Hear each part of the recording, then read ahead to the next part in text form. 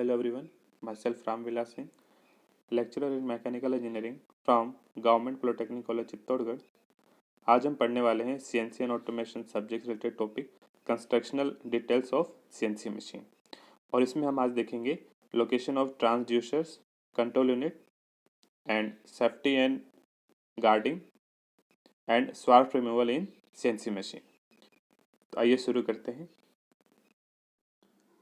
जैसा कि हम लास्ट लेक्चर्स तक देख चुके हैं कि CNC मशीन की डिज़ाइन कन्वेंशनल मशीन से कुछ अलग होती है, और यहाँ हमने कुछ एरियाज़ की बात की थी जिसके अंतर्गत हम CNC मशीन की डिज़ाइन में मॉडिफिकेशन करते हैं, चेंज करते हैं। तो इसी क्रम में हमने देखा था machine structure, slideways, spindle mounting and drive unit, elements of motion transmission, और इसी क्रम में हम आगे देखने वाले हैं location of transducer, oblique control elements and safety and guarding and swarf removal from CNC machine. तो आइए शुरू करते हैं location of transducer control unit. तो यहाँ हम लोकेशन की बात करेंगे ट्रांसड्यूसर की, जो ट्रांसड्यूसर्स हैं वो किस प्रकार से लोकेटेड होते हैं CNC मशीन में, और जो कंट्रोल एलिमेंट है वो किस प्रकार से यहाँ पर सिचुएटेड होता है। तो देखते हैं। देखिए, नॉर्मल मशीन के कंपेयर हम करें CNC मशीन से, तो CNC मशीन में जो कंट्रोल है सभी मशीन फंक्शंस का, वो कौन करता है? कंप्यूटराइज्ड कंट्रोल सिस्टम यहाँ पर करता है। In CNC machine the control of all machine functions is totally transfer to a computerised control system. जो भी मशीन के फंक्शन है कौन कंट्रोल कर रहा है? यहाँ पर NC सिस्टम कर रहा है, कंप्यूटराइज्ड कंट्रोल सिस्टम यहाँ पर कंट्रोल कर रहा है। अभी MCU क्या होता है? देखिए, कंट्रोल सिस्टम क्या होता है? MCU मशीन कंट्रोल यूनिट, यानी कि हम कंट्रोल यूनिट की सहायता से सारे फंक्शंस जो हैं मशीन को हम कंट्रोल करते हैं यहाँ पर ऑटोमेटिकली। तो MCU की फुल फॉर्म क्या होगी? Machine control unit. तो MCU क्या है? देखिए, MCU consist of electronics and hardware that store, decode datas, control the machine tool and provide user interface to operate. तो यहाँ जो MCU आपके पास, MCU इलेक्ट्रॉनिक्स और हार्डवेयर का मिक्सचर है जो क्या करता है? प्रोग्राम को स्टोर करता है, जो भी आप डाटा एंटर कर रहे हैं उसको स्टोर करता है, एंड डिकोड द डाटाज। जैसे आपने प्रोग्राम स्टोर कर दिया है और जैसे ही आप इसको रन कराना चाहते हैं किसी मशीनिंग प्रक्रिया में, तो क्या होगा? ये जो प्रोग्राम है MCU क्या करेगा? इसको डिकोड करेगा। डिकोड मतलब कि इस प्रोग्राम के अकॉर्डिंग जो है बाइनरी कोड जनरेट करेगा, और इन बाइनरी कोड के अकॉर्डिंग जो है सिग्नल भेजे जाएंगे मशीन टूल में, जो भी स्पिंडल्स वगैरह है वहाँ पर। क्लियर? और वहाँ से क्या होता है? मशीन टूल ऑपरेट होता है। और नेक्स्ट ये है decode datas and control the machine tool, और मशीन टूल को यहाँ पर कंट्रोल किया जाता है। कैसे? डाटा के अकॉर्डिंग क्या होते हैं? सिग्नल भेजे जाते हैं, और सिग्नल के थ्रू क्या होती है? मोटर रोटेट होती है, जो पार्ट मूव करें वो जो मूव होते हैं, और इस तरीके से मशीन टूल को कंट्रोल किया जाता है। And provide user interface to operator, और यहाँ पर जो एक यूजर इंटरफेस प्रोवाइड किया जाता है जिससे ऑपरेटर पार्ट प्रोग्राम को एंटर कर सकता है, या फिर कोई भी जो कमांड्स वगैरह उनको एंटर कर सकता है, देख सकता है। क्लियर? प्रोग्राम को एंटर कर सकता है, रन करा सकता है, सेव कर सकता है। The control unit should be situated so that it is convenient for operator to operate the machine from central place. यहाँ पर जो कंट्रोल यूनिट है आपके पास MCU, जिसको हम कंट्रोल यूनिट कहते हैं, ये जो कंट्रोल यूनिट है वो इस प्रकार से CNC मशीन में लोकेटेड होनी चाहिए या फिर सिचुएटेड होनी चाहिए, ताकि ऑपरेटर को कंट्रोल यूनिट को ऑपरेट करने में कोई दिक्कत ना हो, आसानी से वो उसको ऑपरेट कर सके। तो इस तरीके से सिचुएटेड होनी चाहिए कि ऑपरेटर जहाँ पे खड़ा होकर काम कर रहा है मशीन के ऊपर, है ना, एट अ सेंट्रल प्लेस, अगर वो सेंट्रल प्लेस पर खड़ा है तो वहाँ से आसानी से जो है अप्रोच कर जाए कंट्रोल यूनिट तक, और वो आसानी से कंट्रोल यूनिट पर भी काम कर सके। तो कुछ इस तरीके से सिचुएटेड होना चाहिए। अब देख लेते हैं कि MCU या फिर जो कंट्रोल यूनिट किस प्रकार से सिचुएटेड होती है मशीन के अंदर। देखिए, जैसे यहाँ पर एग्जांपल बता रखा है VMC, वर्टिकल मशीनिंग सेंटर। इसमें क्या होता है? जो स्पिंडल होता है वो वर्टिकल एक्सिस पर होता है। क्लियर? तो यहाँ जैसे आप देख पा रहे हैं कि यहाँ पर आपको जो है एक पैनल दिख रहा है। यहाँ पर इस पैनल के अंदर एक तो डिस्प्ले है और कई सारे जो है बटन्स हैं, और यहाँ पे जो है 3-4 जो है नॉब्स आपको दिख रहे हैं यहाँ पर। तो ये है आपके पास MCU, मशीन कंट्रोल यूनिट। यहीं से क्या होते हैं? सारे ऑपरेशन यहाँ से कंट्रोल होते हैं। यहीं से जो है प्रोग्राम एंटर किया जाता है, सेव किया जाता है, और यहीं से जो है प्रोग्राम को रन कराया जाता है। तो ये जो आपको दिख रहा है डिस्प्ले और बटन, ये क्या है? यूजर इंटरफेस है। इसके माध्यम से ऑपरेटर जो है मशीन कंट्रोल यूनिट में डाटा सेव करता है, एंटर करता है। क्लियर? तो ये आपके पास जो है कंट्रोल यूनिट है, और यहाँ पे जो कंट्रोल यूनिट है वो इस तरीके से सिचुएटेड है। चलिए देखते हैं कि जो कंट्रोल यूनिट है वो कौन कौन से जो है वर्क यहाँ पर प्रोवाइड कराता है। The facility which control unit should offer, क्या क्या फैसिलिटी कंट्रोल यूनिट जो है प्रोवाइड कराता है, देख लेते हैं। Indicate the current status and position of various machine tool features and give feedback. यहाँ पे जो इम्पोर्टेंट काम है कंट्रोल यूनिट का वो है कि वो मशीनिंग प्रक्रिया की जो करंट स्टेटस है वो यहाँ पर शो करेगा, और position of various machine tool की जो है पोजीशन को शो करेगा, और फीडबैक यहाँ पर ये शो करता है। यहाँ पे जो आपको दिख रहा है डिस्प्ले, इस डिस्प्ले के अंदर जो है ये सारी चीज़ें जो है इंडिकेट होती हैं। Current status, position of various machine tool feature and give feedback. Allow manual और semi manual control of machine tool element. तो यहाँ कंट्रोल यूनिट आपके पास ऐसा होना चाहिए जो क्या फैसिलिटी जो है प्रोवाइड करें, मैनुअल और semi manual control of machine tool. तो मैनुअल कंट्रोल का क्या मतलब है, जैसे कि आप 0 प्रीसेट कर रहे हैं किसी सीएनसी मशीन के अंदर, तो आप क्या करते हैं कि आप स्पिंडल को या फिर जो भी आप 0 पॉइंट सेट करना चाहते हैं वहाँ पर टूल को जो है मैनुअली लेकर के आएंगे, और वहाँ पर ला करके आप क्या करेंगे, जो यूज़र इंटरफेस है उसके साथ से बटन प्रेस करके आप जो है 0 सेट कर लेंगे, प्रीसेट कर लेंगे। तो इस तरीके से जो है कंट्रोल यूनिट सिचुएटेड होना चाहिए, है ना। तो ये क्या हो कि ये जो मैनुअल कंट्रोल है जो आप मशीन टूल के ऊपर करते हैं वो आप आसानी से कर पाए। ठीक है।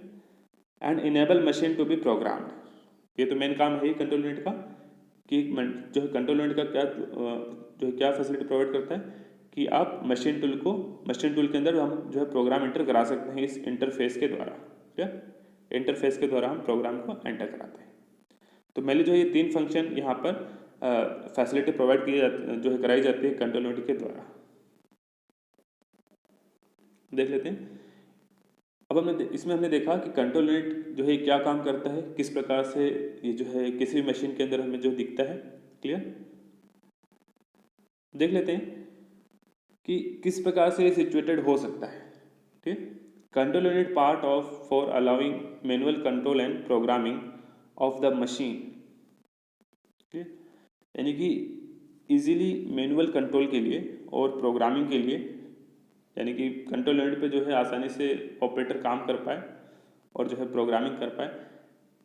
तो इसके आधार पर जो एमसीयू होती है वो 3 तरह से जो है अरेंज होती है। किसी भी सीएनसी मशीन में जो आपकी एमसीयू है, मशीन कंट्रोल यूनिट है, वो 3 प्रकार से उसमें जो है सिचुएटेड हो सकती है, लोकेटेड हो सकती है। फर्स्ट टाइप इसका हाउस्ड एमसीयू। अब इसका मतलब क्या, देखिए MCU housed on the machine structure itself, यानी जो मशीन का स्ट्रक्चर है, क्लियर, उसके अंदर जो है इनबिल्ट होता है एमसीयू। क्लियर, यानी कि एमसीयू जो है बाहर नहीं निकल सकता, एमसीयू जो है उस मशीन स्ट्रक्चर के अंदर जो है इनबिल्ट होता है, फिक्स होता है। क्लियर, तो पहला टाइप हो गया हाउस्ड एमसीयू का। दूसरा है स्विंग अराउंड एमसीयू। इसमें क्या देखिए, machine control unit directly mounted on the machine tool, यानी कि यहाँ पर भी जो एमसीयू है वो मशीन टूल के ऊपर ही माउंटेड होता है, लेकिन यहाँ पर विच कैन स्विंग अराउंड इट, लेकिन यहाँ पर जो एमसीयू है वो जो कंट्रोल पैनल है वो क्या कर सकता है, स्विंग कर सकता है मशीन के अराउंड, है ना, यानी कि रोटेट कर सकता है, मूव हो सकता है। यहाँ पे जो एमसीयू है वो फिक्स्ड नहीं है, एमसीयू को आप जो है स्विंग करा सकते हैं, मूव करा सकते हैं। ठीक है, उससे बेनिफिट क्या होगा, देखिए which can swing around it and can be adjusted as per requirement of operators position, यानी कि ऑपरेटर के पोजीशन के आधार पर आप क्या कर सकते हैं, एमसीयू की पोजीशन को भी चेंज कर सकते हैं स्विंग अराउंड एमसीयू के अंदर।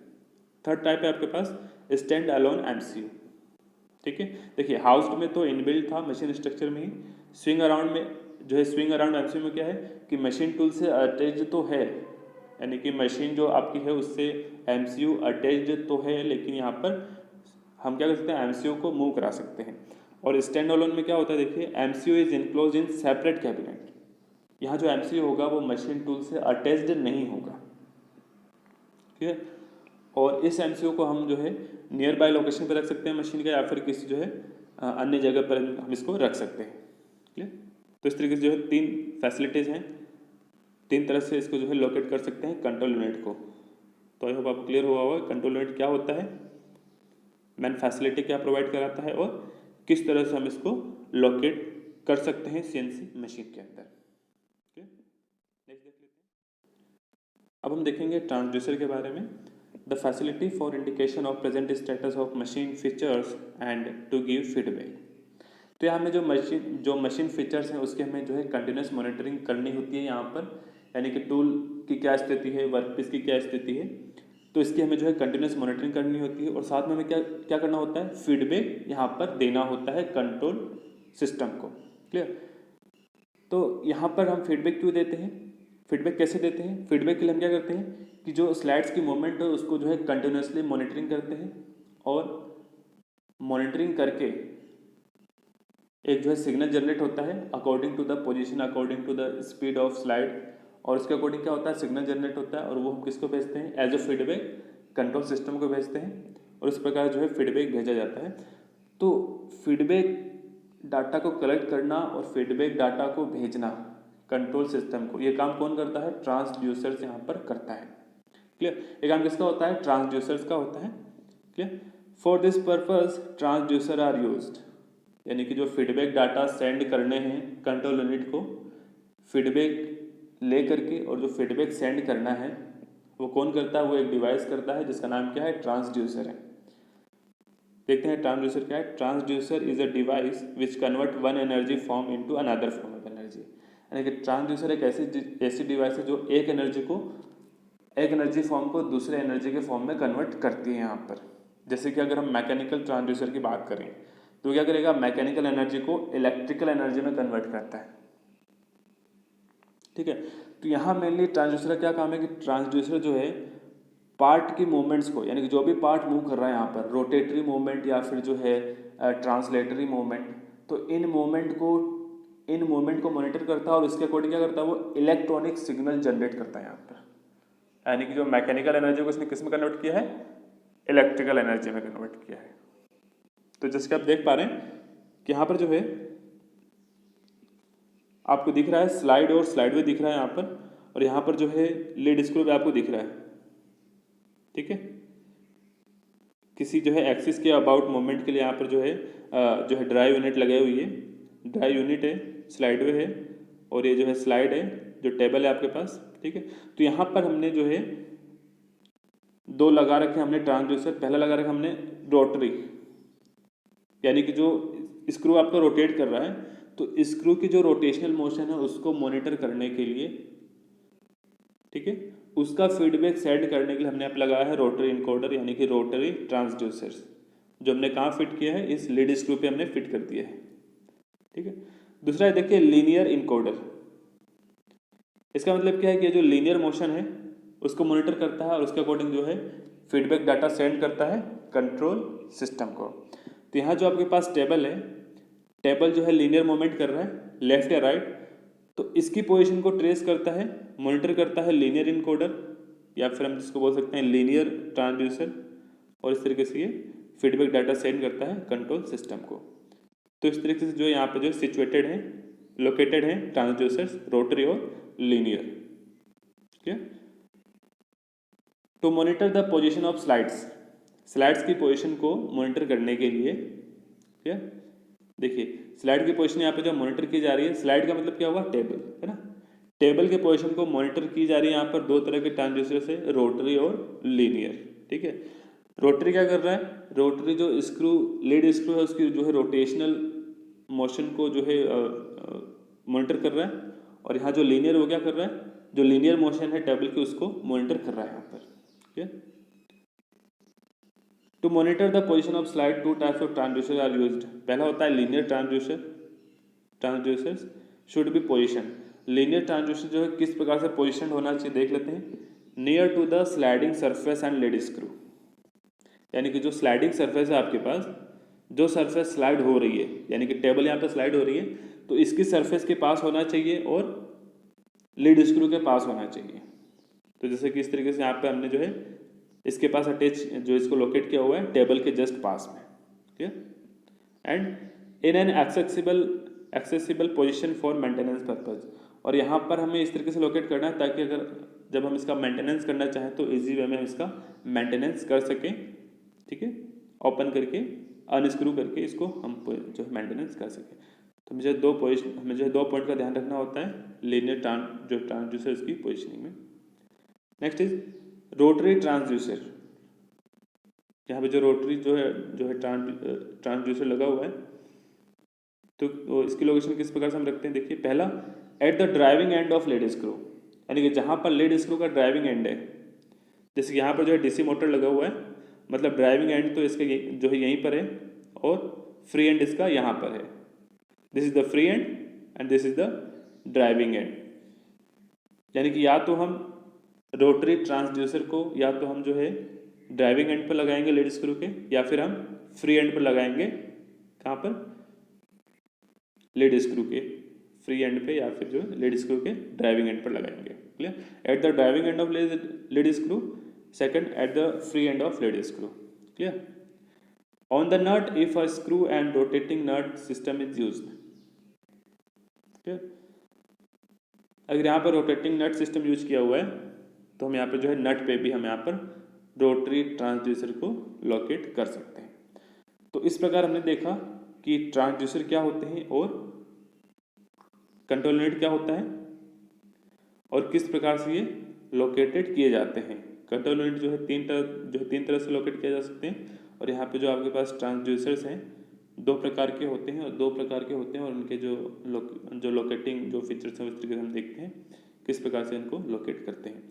तो आगे हम देख लेते हैं स्वार्फ रिमूवल। किसी भी मशीनिंग प्रक्रिया में जो वेस्ट निकलता है, जो मेटल वेस्ट निकलता है, उसको हम जो है स्वार्फ बोलते हैं, और इन स्वार्फ को हम किस प्रकार से डिस्पोज करते हैं, मशीन टूल से हम किस प्रकार से इसको हटाते हैं, वो हम यहाँ देखने वाले हैं। Clear, metal swarf are pieces of metal that are debris or waste resulting from machining or other subtractive manufacturing process. It is also known as chips. देखिए स्वार्फ क्या होता है, स्वार्फ मेटल का ही एक पीस होता है। स्वार्फ क्या है, मेटल का पीस है जो क्या होता है, जो वेस्ट होता है, वेस्ट कहाँ से निकलता है, मशीनिंग प्रक्रिया के दौरान जो वेस्ट निकलता है, जो क्या होता है, वेस्ट मेटल का ही एक पार्ट होता है, छोटे छोटे टुकड़े होते हैं, और उसको हम क्या बोलते हैं, मेटल स्वार्फ कहते हैं। क्लियर, और इसका सेकंड नेम क्या है, स्वार्फ को हम चिप्स भी कहते हैं यहाँ पर। Clear, as CNC machine are design to work at optimum cutting condition with the improved cutting tools on a continuous operation. तो यहाँ देखिए जैसा कि हमें पता है कि सीएनसी मशीन में हायर मशीनिंग रेट होती है। क्लियर, और यहाँ पे जो है कटिंग कंडीशन ऑप्टिमम होती है, तो यहाँ पे क्या होगा, कटिंग टूल जो है कटिंग करने की कैपेसिटी ज़्यादा होगी, हायर मशीनिंग रेट है, इसका मतलब क्या होगा कि जो स्वार्फ है वो जो है क्विकली बनता रहेगा।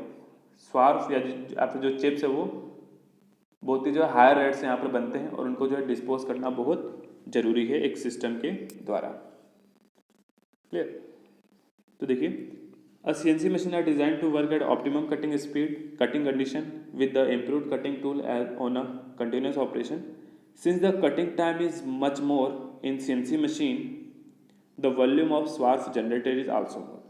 जैसे कि यहाँ पर जो है कटिंग टाइम ज़्यादा होता है, यानी कि यहाँ पे जो है मेनली मशीनिंग के अंदर जो है कटिंग होती है, यानी कि यहाँ पे जो है कटिंग ज़्यादा हो रही है, तो ऑब्वियसली जो स्वार्फ जनरेट होगा वो उसका वॉल्यूम भी ज़्यादा होगा। Clear, unless the swarf is quickly or effectively removed from the cutting zone, it can affect the cutting process and the quality of the finished product.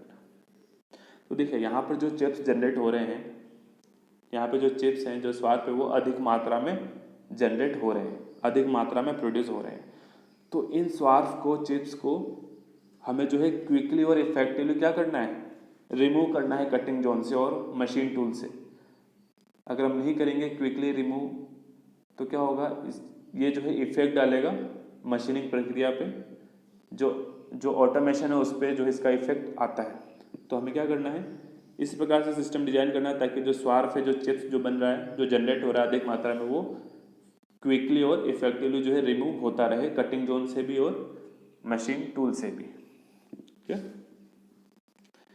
अगर हम क्विकली इफेक्टिवली रिमूव नहीं करते तो क्या होगा, देखिए it can effect the cutting process को ये प्रभावित कर सकता है, and quality of the finished product, और जो हम प्रोडक्ट बना रहे हैं उसकी क्वालिटी को भी ये इफेक्ट कर सकता है। Also this swarf can't be allowed to accumulate at the machine tool because it may hamper the access to the machine tool. अगर ये जो है एक्यूमुलेट रह गया, इकट्ठा रह गया मशीन टूल के ऊपर, तो क्या कर सकता है ये जो है मशीन टूल की जो बेसिक प्रक्रिया है उसको नुकसान पहुंचा सकता है। क्लियर।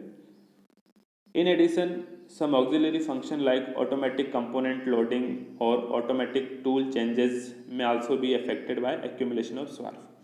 अगर स्वार्फ को हम क्विकली रिमूव नहीं कर पाते यहाँ पर, तो इसका और इफेक्ट क्या होता है कि जो कुछ ऑटोमेटिक फंक्शंस होते हैं वो यहाँ पर प्रभावित होते हैं, इफेक्टेड होते हैं, जैसे कि ऑटोमेटिकली टूल चेंज होना।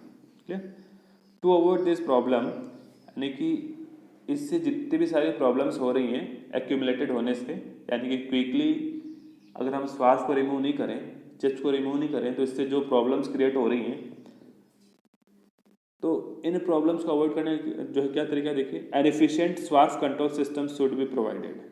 तो यहाँ हमें सीएनसी मशीन टूल के अंदर जो है स्वार्फ कंट्रोल सिस्टम यहाँ पर हमें इन्वॉल्व करना पड़ेगा, ताकि क्या हो, स्वार्फ या फिर जो चिप्स है वो इफेक्टिवली यहाँ पर टाइम टू टाइम यहाँ पर जो है रिमूव होती रहे। Swarf from cutter and cutting zone and for the disposal of swarf from machine tool area itself. तो यहाँ जो स्वार्फ जनरेट होता है, जो चिप्स जो जनरेट होते हैं, एक तो जनरेट होता है कटिंग जोन के अंदर, यानी कि जहाँ पर टूल और वर्कपीस है उस एरिया के अंदर जो है चिप्स जनरेट होते हैं और वहाँ पे जो है चिप्स इकट्ठे हो जाते हैं। तो हमें पहला काम क्या करना है कि उस एरिया से चिप्स को हटाना है, स्वार्फ को हटाना है। दूसरा क्या करना है हमें कि जो जैसे हम कटिंग जोन से हटाएंगे तो क्या करेगा, मशीन जो ट्रेस है, जो बेड है, जो स्लाइड है, उसके ऊपर गिर सकता है चिप्स। तो हमें क्या करना तो हमें दूसरा काम क्या करना है कि उस चिप्स को हमें मशीन टूल से हटाना है और अलग से जो हमने बिन रखा हुआ है उसके अंदर हमें ले जाना है, यानी कि पूरे जो है मशीन टूल से हमें जो है चिप्स को हटा देना है, रिमूव कर देना है।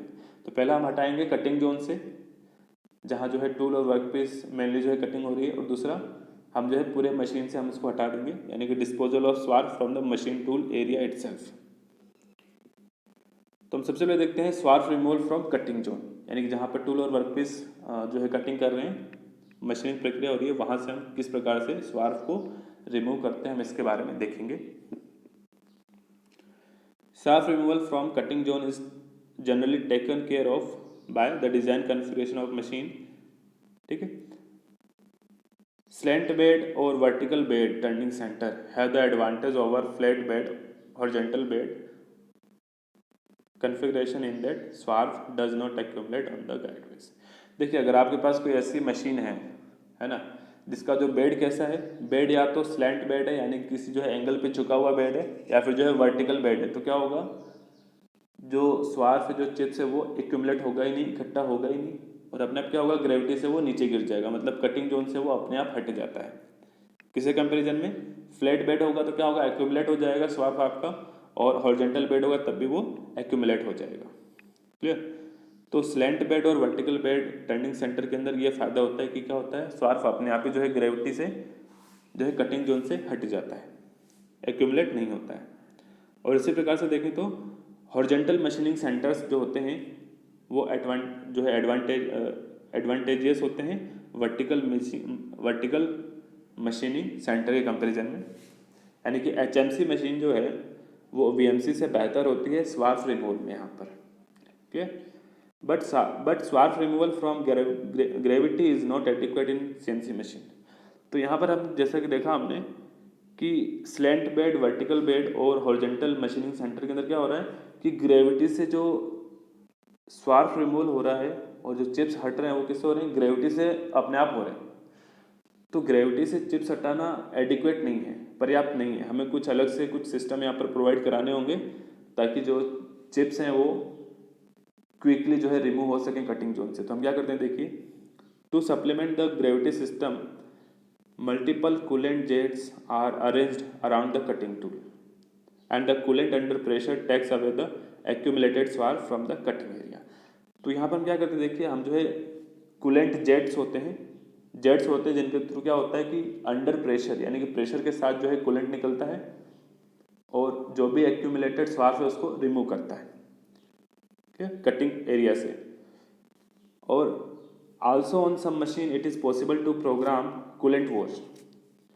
और इसमें कुछ ऐसा फीचर भी आप जो है प्रोवाइड करा सकते हैं कि आप जो है प्रोग्राम के अंदर ही आप लिख दें, कोई कोड लिख दें जिससे क्या हो, कूलेंट वॉश हो जाए, यानी कि जैसे ही कोई ऑपरेशन ख़त्म होगा तो उसके बाद ही हमने जो ऐसा कोड डाल रखा है जिसके थ्रू क्या हो जाएगा, कूलेंट वॉश यहाँ पर होने लग जाएगा अपने आप। जैसे जो है M68 एक कोड है जिसके थ्रू क्या होता है, कूलेंट वॉश ऑन हो जाता है। Where cutting area is flooded with pressurised coolant and thus swarf from the cutting tool and the work piece is washed away. तो यहाँ क्या होता है कि जैसे M68 आप करते हैं तो वैसे क्या होता है, कटिंग एरिया में जो है कूलेंट है वो जेट्स के साथ निकलता है और स्वार्फ को रिमूव कर देता है। Compressed air jets are also used for swarf clearance from cutting zone. देखिए ये काफ़ी इंपॉर्टेंट है, कंप्रेस्ड एयर जेट्स यानी जो आपके पास टूल है, टूल के अंदर हम क्या करते हैं, छोटे छोटे होल्स बने होते हैं जिसके थ्रू क्या होता है, कंप्रेस्ड एयर निकलती है। और इन कंप्रेस्ड एयर के आने से क्या होता है, जैसे आपका टूल नीचे आएगा वर्कपीस की तरफ कटिंग करने के लिए, तो उससे जस्ट पहले यानी कि वर्कपीस को टच करने से जस्ट पहले क्या होगा, जस्ट पहले जो कंप्रेस्ड एयर निकलेगी उन जो है छोटे छोटे होल्स हैं, तो क्या होगा, जो चिप्स हैं, जो स्वार्फ जो एक्यूमुलेटेड है वर्कपीस के ऊपर वो हट जाएगा, रिमूव हो जाएगा कटिंग जोन से। तो इस प्रकार से हम क्या करते हैं, इसको रिमूव करते हैं। स्वार्फ डिस्पोजल फ्रॉम मशीन टूल। तो ये हमने देखा कि हम मशीनिंग एरिया, जो कटिंग एरिया है, जो कटिंग जोन है यानी कि जहाँ टूल और वर्कपीस हैं, उस एरिया से हम जो है स्वार्फ को या फिर चिप्स को हम किस प्रकार से रिमूव करते हैं। अब हम देखेंगे कि मशीन टूल से हम किस प्रकार से स्वार्फ को हटाते हैं, डिस्पोज करते हैं। कंटिन्यूसली ऑपरेटिंग लीनियर और rotary conveyor are used for removing the swarf from machine tool. तो यहाँ हम क्या करते हैं, लीनियर और रोटरी कन्वेयर का यूज करते हैं। जैसे यहाँ पे जो है कन्वेयर का जो यूज किया जा रहा है, क्या होता है कि जो मशीन टूल से जो चिप्स बन रही हैं कटिंग जोन से गिर करके वो जो है बेड पर आती हैं और बेड से नीचे कहाँ गिरती हैं, ये जो है कन्वेयर पर गिरती हैं। और कन्वेयर जो है कंटिन्यूस जो है रन करता रहता है और कन्वेयर क्या करता है, इन चिप्स को बिन तक पहुँचाता है इस तरीके से, क्या बिन तक ये पहुँचा देता है। The system is such that this swarf from the cutting zone falls directly on the conveyor and is immediately taken away। तो क्या होता है कि जो स्वार्फ है वो जो है कटिंग जोन से नीचे गिरता है और बेड से होते हुए कन्वेयर पर गिरता है सीधे, और कन्वेयर जो है लगातार घूमता रहता है, मूव करता रहता है। तो कन्वेयर क्या करेगा, ये इन चिप्स को, स्वार्फ को डायरेक्टली कहाँ लेके जाएगा, बिन्स के अंदर ले जाएगा, इमीडिएटली इसको हटा देगा। The swar from the conveyor is taken to disposal bin। ये आपके पास जो है बिन्स है, dustbin type, which can then be collected and removed from the machine area। बिन में जो है सारा चिप्स जो स्वार पे वो कलेक्ट हो जाएगा और इस तरीके से हम मशीन एरिया से हम इसको हटा लेते हैं। ठीक है, स्वार्फ को रिमूव करने के लिए यहाँ पर जो है कूलेंट्स जेट का यूज किया जाता है। जो कूलेंट है वो अंडर प्रेशर आता है कटिंग जोन के अंदर और जो चिप्स है जो स्वार्फ यहाँ पर रिमूव किए जाते हैं। इस तरीके से जो है कूलेंट आ रहा है। तो कूलेंट एक तो क्या काम करता है, कूलेंट का काम भी करता है और यहाँ पे जो स्वार्फ है उसको रिमूव भी यहाँ पर कर देता है। यहाँ पे जो है जेट्स लगे होते हैं, नोजल लगे होते हैं। ये जो है प्रोग्रामेबल नोजल है जिसकी पोजीशन चेंज होती रहती है according to the tool and machining zone, cutting zone के अकॉर्डिंग। तो इस तरीके से टूल के लेंथ के अकॉर्डिंग हम इसको सेट कर सकते हैं। क्लियर। तो यहाँ हम देखेंगे किस प्रकार से जो है कटिंग जोन के अंदर स्वार्फ को रिमूव किया जाता है, चिप्स को यहाँ पर रिमूव किया जाता है। तो आइए देखते हैं। अगर कोई जो है ड्राई मशीनिंग है जिसमें कूलेंट का हम अधिक उपयोग नहीं कर सकते हैं, वहाँ पर किस प्रकार से हम देखिए, यहाँ पे आपके पास जो टूल है, टूल के अंदर ही जो है होल बने हुए हैं, जेट्स बने हुए हैं जिसके थ्रू जो है कंप्रेस्ड एयर आती है और इस कंप्रेस्ड एयर से जो चिप्स है वो रिमूव यहाँ पर हो जाती है। जो कटिंग जोन है वहाँ पर देखिएगा, तो इस प्रकार से क्या हो रहा है, जैसी जो जेट निकली, एयर जेट से निकली अंडर प्रेशर, तो क्या हुआ, जो स्वार्प है वो यहाँ पर रिमूव हो है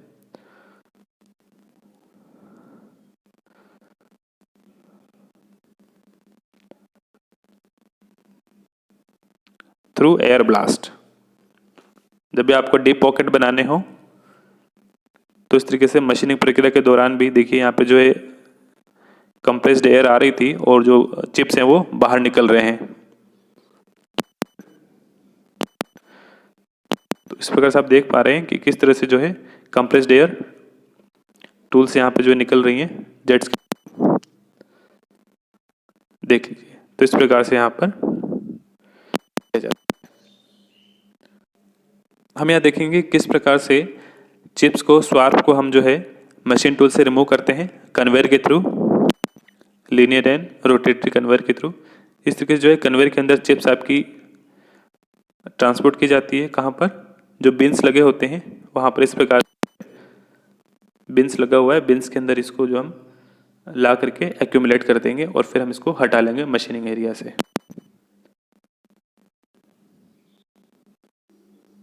गार्डिंग एंड सेफ्टी, यहाँ हम देखेंगे कि सीएनसी मशीन में सेफ्टी के लिए किस प्रकार से डिज़ाइन जो है की जाती है, किस प्रकार से जो है फीचर्स ऐड किए जाते हैं। तो आइए देखते हैं। देखिए जैसे कि यहाँ पे वर्ड है सेफ्टी एंड गार्डिंग। सेफ्टी मतलब हमें जो है सुरक्षा रखनी है मशीन की भी और ऑपरेटर की भी, और दूसरा गार्डिंग का मतलब क्या है कि हमें जो है गार्ड लगाना है, यहाँ पर हमें जो है बैरियर लगाना है, सेपरेटर लगाना है, ताकि जो है सुरक्षा यहाँ पर हो सके मशीन की और ऑपरेटर दोनों की। Since the CNC machine are under continuous automatic operation and there is a need to protect the machine guideways and to ensure safety of operator also.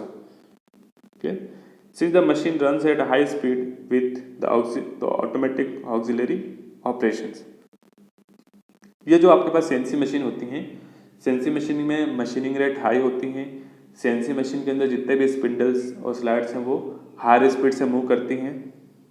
Clear, यहाँ जो कटिंग स्पीड ज़्यादा होती है और यहाँ पे जो है कंटिन्यूसली ऑटोमेटिक ऑपरेशन यहाँ पर चलता रहता है, रनिंग रहता है, चलता रहता है ना। तो इस कंडीशन में सबसे पहला काम हमारा क्या है कि जो गाइडवेज हैं मशीन टूल के, उसको हमें सुरक्षित रखना है, उसकी हमें केयर करनी है। और दूसरा क्या है कि हमें जो है ऑपरेटर की भी यहाँ पर सेफ्टी रखनी है, केयर करनी है। क्लियर, तो ये कैसे किया जाता है, तो इसमें हम देखेंगे सबसे पहले कि गाइडवे के अंदर मशीन गाइडवे की हम जो है प्रोटेक्शन कैसे करते हैं, और नेक्स्ट हम देखेंगे कि ऑपरेटर का जो हम प्रोटेक्शन कैसे करते हैं। तो ये हम सबसे पहले देख लेते हैं प्रोटेक्शन ऑफ गाइडवेज, यानी कि जो गाइडवेज को सुरक्षित रखने का क्या तरीका है। देखिए गाइडवेज का सुरक्षित रखने का तरीका मतलब हमें केवल इतना ही करना है ताकि इन स्लाइडवेज में, गाइडवेज में क्या हो, कोई फॉरेन पार्टिकल ना आए और जो स्वार्प, जो चिप्स है वो यहाँ पर न जाए। जिससे क्या होगा, अगर स्वार्प चला गया, चिप्स चला गया, फिर जो है फॉरेन पार्टिकल, डस्ट वगैरह चली गई, तो क्या होगा, एफिशिएंसी कम हो जाएगी स्लाइडिंग की, और यहाँ पर जो है एफिशिएंसी कम हो जाएगी। Clear, protection of machine guideways, drive screws and transducers etcetera. जो भी पार्ट हैं जैसे कि drive screws, transducers, guideways, slideways, clear, इनकी प्रोटेक्शन जो है बहुत इंपॉर्टेंट है। क्यों इंपॉर्टेंट है? For efficient working and long life of machine, machine की लॉन्ग लाइफ के लिए और एफिशिएंट वर्किंग के लिए इनकी सुरक्षा करना बहुत ज़रूरी है। अब इनकी सुरक्षा हम कैसे करते हैं, देखिए various type of collapsible guards and covers are used to protect those element. यहाँ पर कुछ गार्ड्स हैं, कुछ कवर्स हैं जिनका हम यूज़ करते हैं इन पार्ट्स को, एलिमेंट्स को कवर करने के लिए या फिर प्रोटेक्ट करने के लिए। जैसे कि अगर हम देखें जो भी स्लाइडिंग एलिमेंट्स हैं, जो एलिमेंट स्लाइड हो रहे हैं, तो यहाँ पर हम फिट करते हैं wipers. Sliding elements are fitted with wipers. Clear, wipers के साथ हम जो है स्लाइड एलिमेंट्स को फिट करते हैं ताकि जो यहाँ पर क्या हो, कोई फॉरेन पार्टिकल ना आए, स्वार्प या चिप्स जो है स्लाइडिंग सरफेस पर ना आए, है ना। And the drive screws are normally protected by using telescopic covers. और यहाँ जो लीड स्क्रू है, जो ड्राइविंग स्क्रूज हैं, क्लियर, यहाँ पे फॉरेन पार्टिकल ना आए, डेब्रिज वगैरह ना आए, वेस्ट पार्टिकल ना आए, तो इसके लिए हम क्या करते हैं, टेलीस्कोपिक कवर्स का यूज करते हैं, जैसे कि आप देख पा रहे हैं इस डायग्राम में, ये होता है आपके पास telescopic covers for ball screw, flexible होता है, ठीक है, तो हम इसका यूज करते हैं for protection. And jet of cutting fluids are use to wash away swarf and clear the tool work area. और हम जो है रेगुलर जो कटिंग फ्लूइड की जेट है हम इसको यूज करते रहते हैं ताकि जो स्वार्फ जो है वो क्लियर हो सके टूल वर्क एरिया से, स्लाइड वे से, मशीनिंग एरिया से, क्लियर। तो ये हमने देखा कि मशीन गाइडवेज का हम प्रोटेक्शन कैसे करते हैं। हम देखेंगे safety of operator. Safety of operator is very important aspect which can't be overlooked. एक ऑपरेटर की सेफ्टी करना बहुत जरूरी है। To ensure safe working conditions the CNC machine tools are provided with metallic और plastic guards which when it is not possible to provide effective guards, proximity protection is provided by pressure mats और light barrier। तो यहाँ देखिए हम यहाँ पर 3 तरह से ऑपरेटर की सेफ्टी करेंगे। फर्स्ट वन इज मेटेलिक या प्लास्टिक गार्ड लगा करके, एक जो हम जो है सेपरेटर लगाएंगे, ठीक है। नेक्स्ट हम क्या करेंगे, सेकंड ऑप्शन क्या हमारे पास, प्रेशर मेट लगा करके हम लगाएंगे प्रेशर मेट्स, क्लियर। यानी कि जब यहाँ पर इफेक्टिव गार्ड सिस्टम लगाना पॉसिबल नहीं होता है तब हम क्या करते हैं, प्रेशर मैट्स का यूज करते हैं या फिर हम जो है लाइट बैरियर्स का यूज करते हैं। तो आइए हम जो है इन तीनों ही चीज़ों को समझ लेते हैं। पेरीमीटर गार्ड्स क्या होते हैं, ये जो गार्ड्स हमने देखे थे मेटेलिक और प्लास्टिक गार्ड, इसको समझते हैं। Perimeter guards, the overall guard और perimeter guard serve as an enclosure for machine tool. ये जो गार्ड्स होते हैं, पेरीमीटर गार्ड्स का मतलब क्या है कि जो ये मशीन टूल को पूरा जो है कवर कर लेते हैं। ये जो गार्ड्स हैं वो मशीन टूल को पूरा कवर कर लेते हैं और यहाँ पर जो मशीनिंग प्रक्रिया होती है इस कवर के अंदर ही होती है, क्लियर। इस तरीके से आप देख सकते हैं कि ये आपके पास जो है मशीन टूल है और इस तरीके जो है पूरी जो है गार्डिंग यहाँ पर कर रखी है, पेरीमीटर गार्डिंग यहाँ पर की हुई है और जो मशीनिंग ऑपरेशन है वो इसके अंदर ही हो रहा है। तो जो स्वार्फ है वो भी बाहर नहीं आएगा और जो ऑपरेटर है वो यहाँ पर सेफ रहेगा इस तरीके से।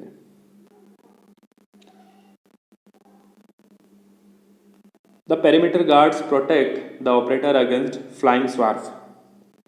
फ्लाइंग स्वार्फ जो है, जो स्वार्फ उड़ता है, फ्लाई करता है, उससे बचाता है ऑपरेटर को। And from any accident by hitting against the moving component when the machine is working. और अगर मान लीजिए गार्ड नहीं होता तो क्या होता, ऑपरेटर हो सकता है हिट कर जाए किसी मूविंग जो मशीन पार्ट है उससे, तो उससे यहाँ पर जो है बचाव हो जाता है ऑपरेटर का अगर हम पेरीमीटर गार्ड का यूज करते हैं तो। The access to the machine is provided through large sliding doors for setting up the machine and for loading unloading of the work piece, clear. The door has various type of interlock switches fitted on them. तो यहाँ देखिए, यहाँ जो हम guard provide करते हैं तो guard के साथ हमें क्या करना होता है, लार्ज स्लाइडिंग डोर यहाँ पर दिए हुए होते हैं। जैसे यहाँ पे जो है डोर्स दिए हुए हैं हैंडल के साथ, देखिए आप जो है येलो कलर में आपको दिख रहा है, 2 जो है डोर यहाँ पर दरवाजे हैं। और हम क्या करते हैं, इन डोर को ओपन करते हैं मशीन को सेटअप करने के लिए और loading unloading of work piece, यानी कि वर्क पीस को लोड करने के लिए और अनलोड यानी कि वर्क पीस को हटाने के लिए हम डोर को ओपन करके हम इसको सेटअप कर सकते हैं। और अगेन जब मशीन प्रक्रिया होगी तो हम डोर को क्लोज कर देंगे और डोर के अंदर क्या लगा होता है, इंटरलॉक स्विचेस लगे होते हैं, क्लियर। तो इस तरीके से हम करते हैं। If the door is open when the machine is working the control unit will flash a warning signal और activate auditory signal like buzzer. देखिए यहाँ पर मान लीजिए अगर गलती से डोर ओपन रह गया, ठीक है, मान लीजिए कि यहाँ से जो है डोर ओपन रह गया और आप जो है मशीनिंग प्रक्रिया स्टार्ट कर रहे हैं या फिर किसी जो है मशीनिंग प्रक्रिया चल रही है और आपने जो डोर ओपन कर दिया, क्या होगा, यहाँ पर एक जो है वार्निंग सिग्नल जनरेट होगा, ठीक है। यहाँ पर क्या होगा, वार्निंग सिग्नल जनरेट होगा या फिर जो है एक जो है बजर यहाँ पर बजने लग जाएगा, जिसके आप पता चलेगा कि यहाँ पर कुछ एरर है और जो है डोर क्लोज यहाँ पर किया जाएगा। On some machine power off machine में कट ऑफ। देखिए कुछ मशीन में भी फीचर होता है कि वो जो सिग्नल नहीं देंगे और सीधे क्या हो जाएंगे, मशीन की पावर कट ऑफ हो जाएगी, मशीन की पावर कट जाएगी। If the door are kept open, अगर आप जो है डोर ओपन रह गए हैं तो मशीन की पावर यहाँ पर कट जाती है कुछ समय के लिए। क्लियर। अगर देखिए यहाँ पे क्या था कि अगर आप जो कुछ समय के लिए डोर ओपन रखते हैं तो मशीन ऑटोमेटिकली पावर ऑफ हो जाती है। ठीक है, यहाँ पर ड्यूरिंग सेटअप पीरियड, जैसे कि आप जो है मशीन का सेटअप कर रहे हैं आप, तो सेटअप करते समय आप जो है गेट ओपन रखना होता है आपको। मान लीजिए कि आप जो है मशीन ऑन करके आप जो है मशीन जो है सेटअप कर रहे हैं कुछ, तो इसके लिए आप क्या कर सकते हैं, वार्निंग सिग्नल को आप कैंसिल भी कर सकते हैं, बंद भी कर सकते हैं जब आप जो है सेटअप यहाँ पे कर रहे होंगे तब। And guard are fitted with transparent window so that the machining area is visible from operator side. बिल्कुल यहाँ पे जो है ट्रांसपेरेंट विंडो है जिससे आप देख सकते हैं कि मशीनिंग प्रक्रिया किस प्रकार हो रही है। क्लियर। जो सेकंड था हमारे पास प्रेशर मेट्स, यानी कभी कभी ऐसा होता है कि हम जो है ये इनक्लोजर नहीं लगा पाते हैं किसी मशीन के अंदर, पैरामीटर गार्ड नहीं लगा पाते हैं, तो हम क्या करते हैं, प्रेशर मैट्स का यूज करते हैं। क्लियर। प्रेशर मैट्स क्या होती है देख लेते हैं। The pressure mats are used on milling, drilling और grinding machine. Pressure mats usually जो है मिलिंग, ड्रिलिंग और ग्राइंडिंग मशीन के लिए ली जाती है। Where machine table can move to either side of the machine, जिसमें क्या होता है मशीन टेबल जो है दोनों ही दिशा में मूव कर सकते हैं, लेफ्ट राइट इस तरीके से। Since the table move at rapid rate, तो जैसे कि हमें पता है कि सीएनसी मशीन में क्या होता है, जो भी स्लाइड होता है वो हायर स्पीड से जो है मूव करता है, रैपिडली मूव करता है, रोटेट करता है। It may cause some accident if the operator is standing too close to the machine. Clear.